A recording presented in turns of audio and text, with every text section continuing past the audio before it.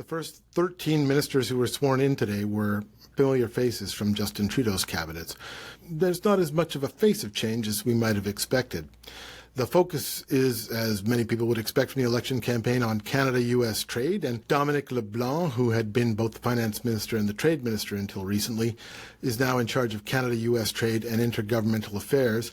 And there's a lot of emphasis on internal trade and internal economy. So both Mr. LeBlanc, who's in charge of intergovernmental affairs and making one Canadian economy out of 13 provinces, and Chrystia Freeland, who's also a minister for internal trade, and then the new natural resources minister, who is somebody who worked with Mark Carney at both the Bank of Canada and Goldman Sachs, is from the business community and has been the chair of Hydro One, the power utility. And he replaces Jonathan Wilkinson, who is more of a climate change activist and had annoyed some of the provincial governments in Saskatchewan and Alberta. There were some surprising moves. There were some senior ministers like Mélanie Joly, the Foreign Affairs Minister, who was moved to the Industry Post, which is a major economic portfolio, and Anita Anand, the Minister of Industry or Innovation, moved to the other way to Foreign Affairs.